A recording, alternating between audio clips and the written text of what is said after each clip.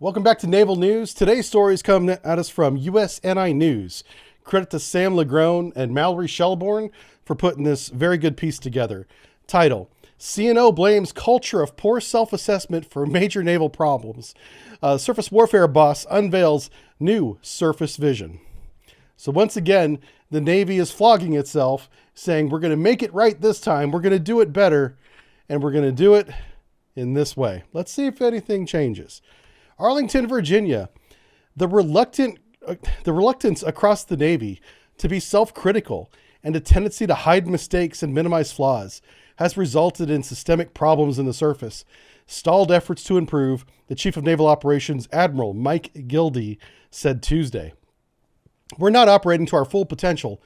Over the last few years, I think we've learned some hard lessons ourselves, Gildy said to a speech broadcast to the Surface Navy Association Symposium.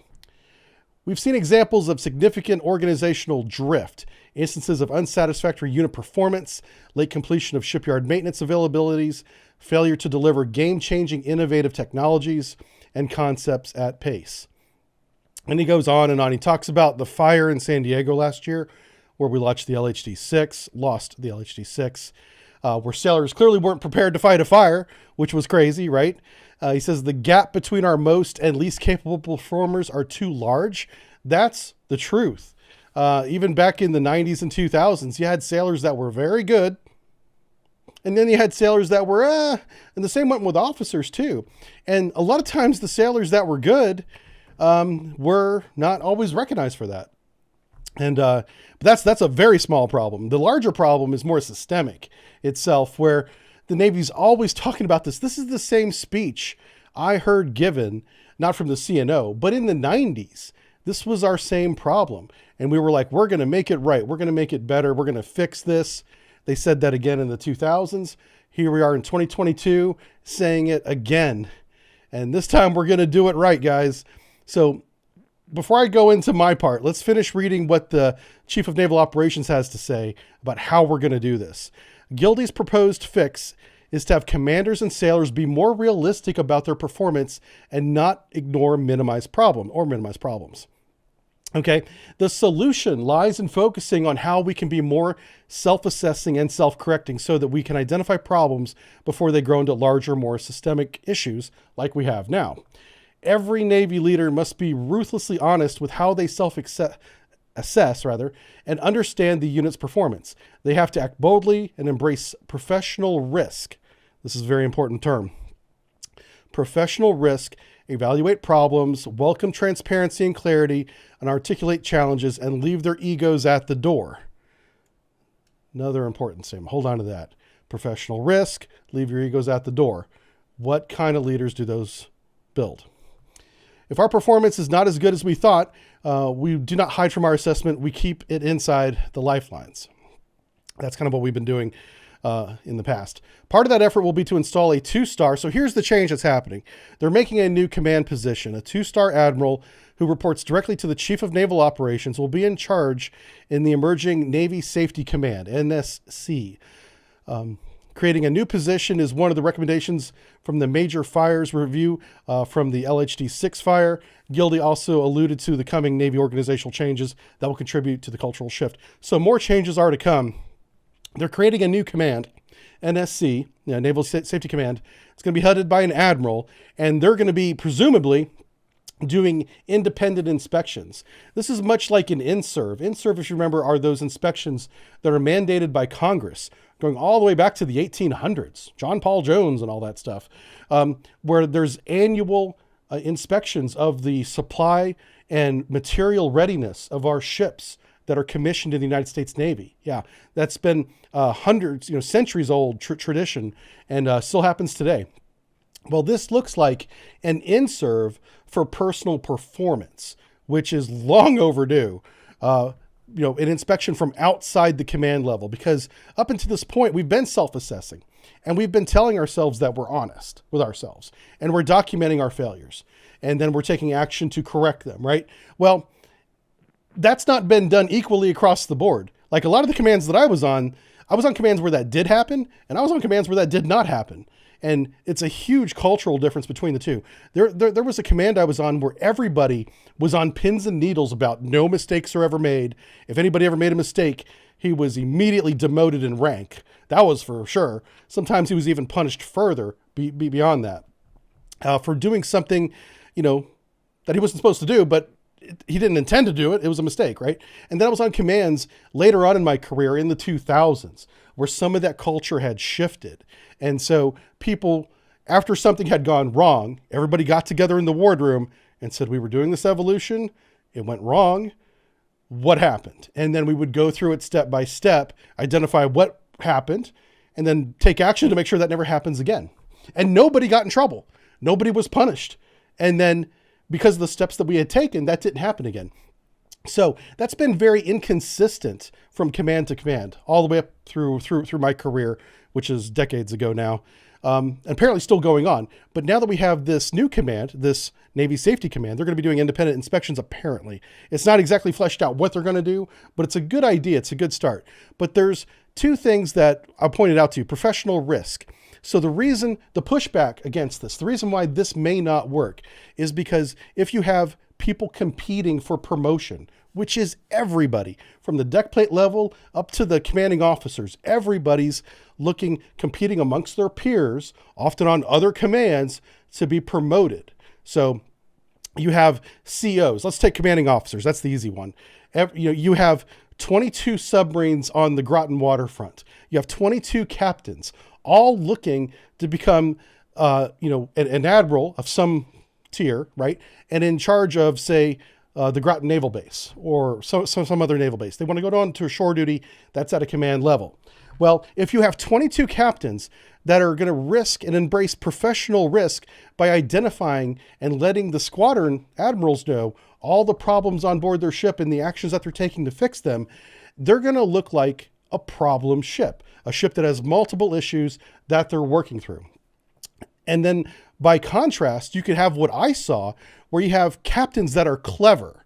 I remember one specific captain, and he was always like, XO, tell me the top 3 things that we need to address.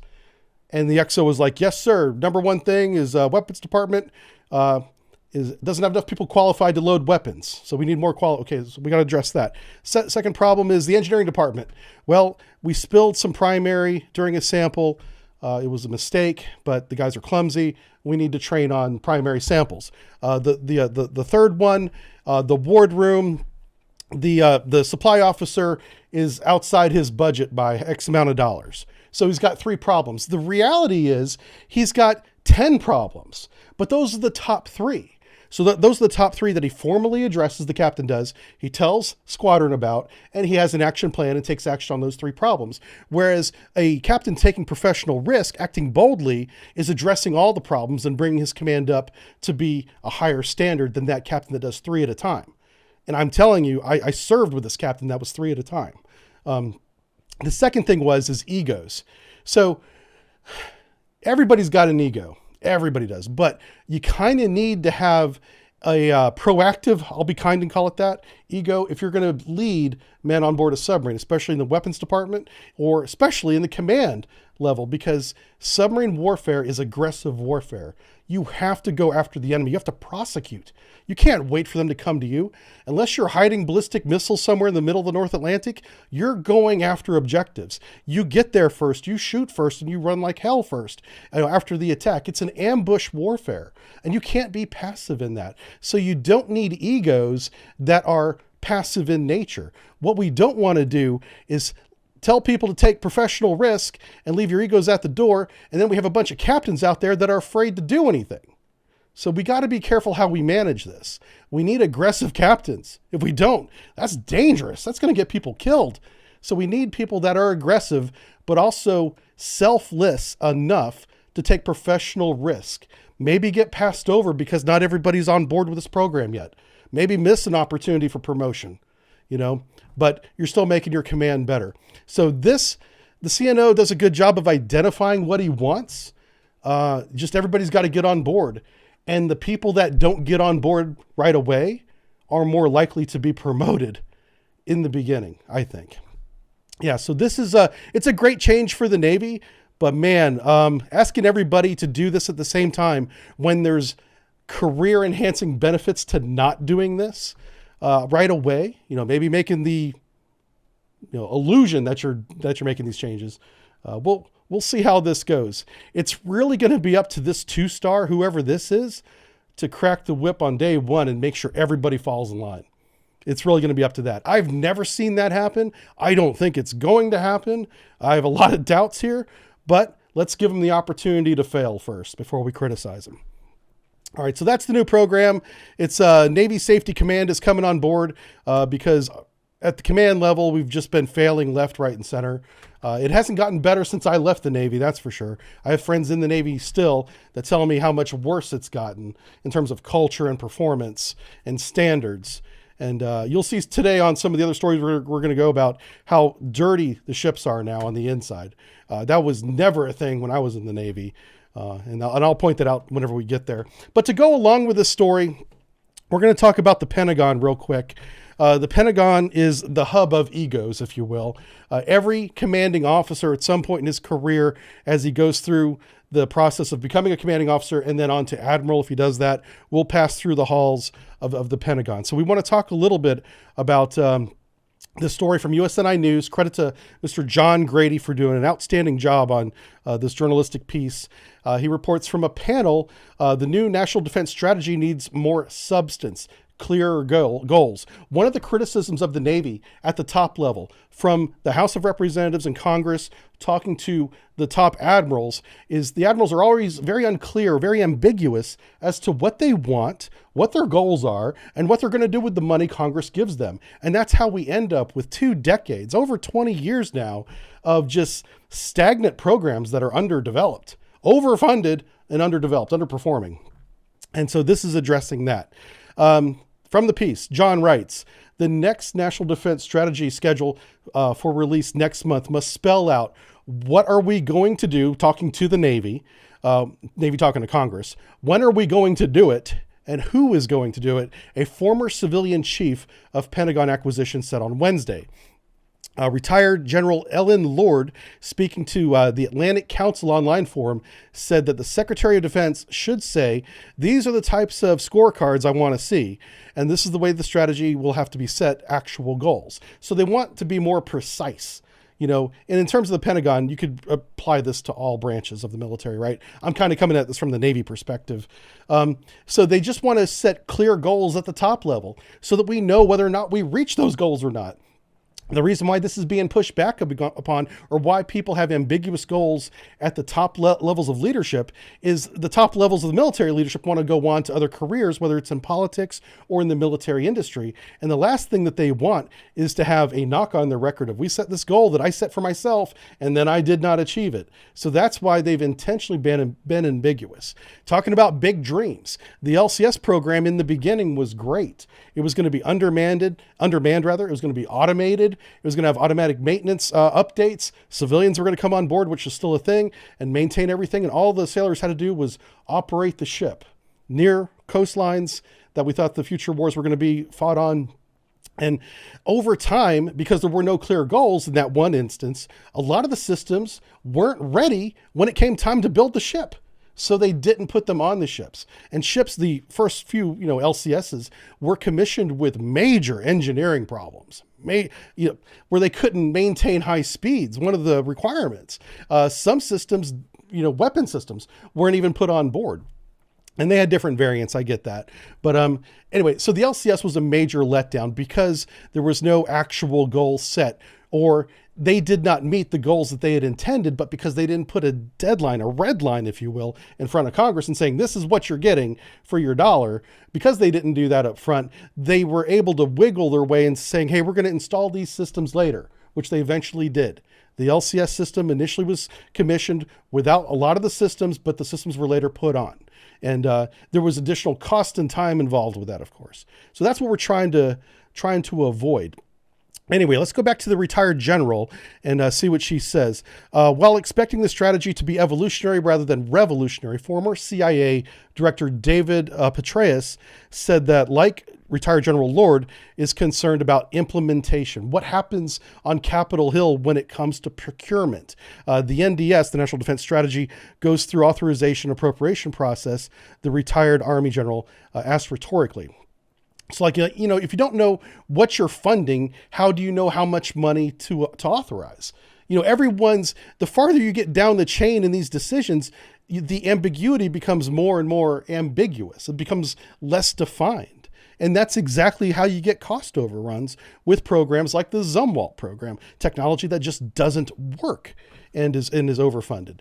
Back to the piece, I believe this is James Cartwright says, these are all different people on a panel, right? We have retired generals, we have Petraeus is up there, and this is Marine Corps General James Cartwright says, there has to be more substance to the document to make it work with allies who are asking, where's the beef? Simple things that we can do, like share artificial intelligence advances with them. He's suggesting divesting a tier metric for AI similar to the one in the Societal Automotive Engineers, SAE. So the big thing here with technology is interoperability. We have to be able to work with our allies in the battlefield in real time. And that capability is definitely coming along. It's pretty advanced. But being able to share things like AI with each other is a big step in that direction. Because right now, AI is very much in development and in a bubble. And we can save ourselves a lot of time and money if we develop the AI and share it with our allies so that whenever it's fully implemented, it all works seamlessly together. That's kind of the goal. So that's a great point brought up by the retired Marine Corps general there. So anyway, these talks are going on at top level. I would encourage everybody to go to USNI News and read this whole article. I don't want to sit here and read it to you, but the thing I took from this piece is a lot of these people are retired now, making declarations of things that we were trying to do decades ago. And it's still not being done, apparently. And now that they're no longer in the Pentagon or working for the CIA or the Marine Corps, they're still saying we still need to do these things. So what is preventing that from happening? And the answer is bureaucracy. The military is a part of the government. It's working for the government. Government bureaucracy is in all branches, whether it's the military or not, but all branches of the military as well. And part of the side effect of bureaucracy is it keeps you on the course that you're on. And if that course is a good course where you're making progress going in the right direction, that's great. But what happens when you get off course and you have over 20 years of failed programs like the Zumwalt and the LCS, not to mention all the other subsystems that are on those platforms that failed as well, right? So how do you get back onto the right course when the bureaucracy is designed to resist change? And that's really what we need is we need leaders in buildings like this that embrace the change. Not just the change that the CNO is talking about on a personal and command level, at a larger macro level, we have to embrace that change too. Maybe cut through some of this red tape and get us back on the track that we are. Specifically, what are we going to do? When are we going to do it? And who is going to do it? 3 very direct questions that have complex answers that need to be thought out before addressed to Congress. And she does make a point later on in the story about how NATO is spending more and more money to defend Europe, larger amounts. And while we spend about 3.7 of our GDP on defense, they spend about 1.5, but all of theirs is focused on Europe, where our spending is diverse around the globe. And maybe we should put more of that, of our money, focus onto the European theater. Now, you may not agree with that, but that's another point that she made. So I encourage you to go. Definitely watch this video. You can see the people I'm talking about actually say these things. So definitely watch the video on YouTube there. And something that's not going to make this any easier, but I did want to mention this at the end because this popped up on my feed, is guess who's back for 2024 because of the perceived, I'll say that, declining health of the president and this extreme unpopularity of the vice president. Hillary Clinton made comments this week saying that she's ready and prepared to accept the nomination for the Democratic National Party for 2024 and that she will represent the Democrats if they want her. She, quote, said, think of what wins elections. Ironically, she said that. So we have that to look forward to. All right. Thanks for watching. Bye.